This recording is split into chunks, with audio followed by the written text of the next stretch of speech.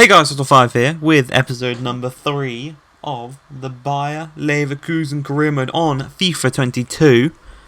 This game is out tomorrow on the Ultimate Edition. So boys, if you're getting your hands on it, have fun.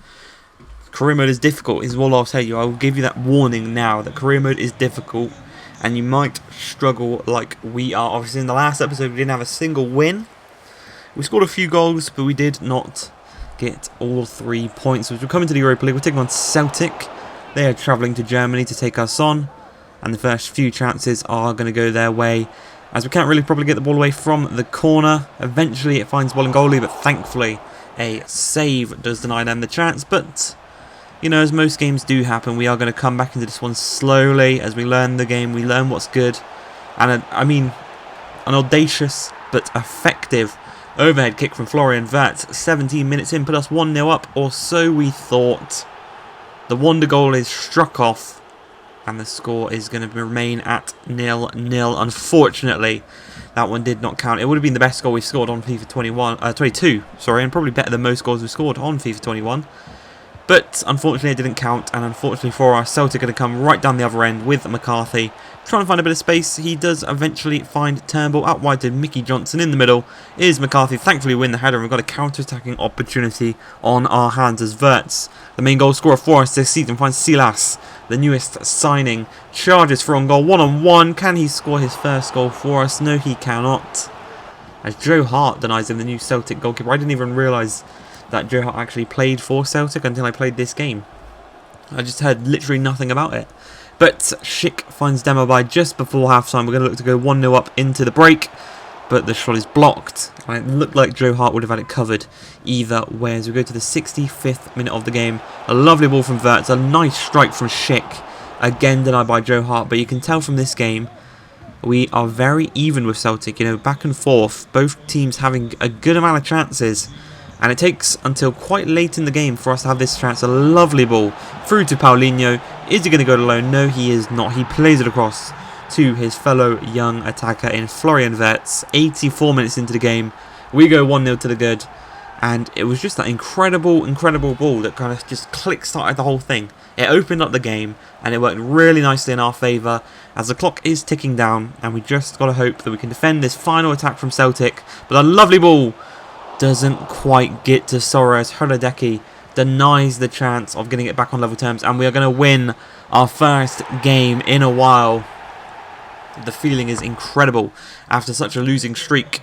As we come into play, two of our players' former team in Stuttgart. We're returning to the Bundesliga, and we're hoping we take our European form into the Bundesliga, into Germany, and we don't have 4 Bundesliga losses in a row. We haven't had a single draw this season, only L's and only dubs, as Wirtz, not the best of strikes, 15 minutes into the game. You really do expect him to be doing better in that situation, but from the resulting goal kick, you can probably tell that we have changed formation. We have gone to the 5 at the back, as I said. I think it was in the previous episode, I stated that we were going to change formation to the 5 at the back to help us with our just to kind of help us with our defensive abilities. But we do actually score with Wirtz once again. The youngster getting in on the goals. It's him and Schick. They are really carrying us in the attacking phase right now. I need Silas. I need Diaby when he comes on. Paulinho. I need them to stop pulling their weight a little bit more. But for right now, it is absolutely fine having Wirtz and Schick do all the work because we're winning this game. We're 1-0 up. But a chance on the counter-attack here for Stuttgart as Divari plays through Maramouche out on this right-hand side. Forced our defenders over to that side. It's just going to play it centrally to Endo. Endo first time through to Niane.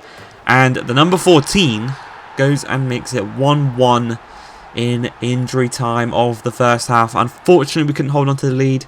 A really good strike actually in the end does peg them back onto level terms. But we have a whole 45 minutes to try and get back in front. And we're going to try and do that with Sink Graven here as we dink the ball across to Aranguiz. Trying to sneak in it at the near post, but it didn't quite work out in our favour. It's just before the hour mark. Another attack is going to come our way as Frimpong down this right hand side. We tried it down the left, tried it down the right. That didn't quite work out either as it is intercepted.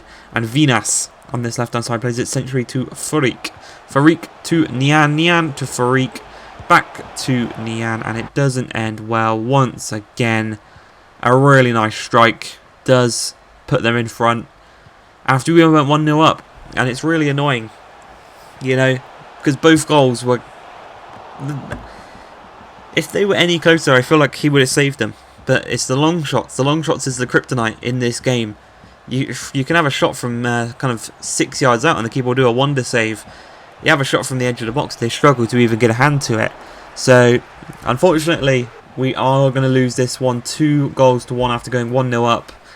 It's just the way the cookie crumbles. Unfortunately we didn't defend as well as I thought we would with the 5 at the back, but it was one of the first games that we have played with that formation. So we're going to be learning, we're going to be evolving, and we are going to move into the third and final game of this episode.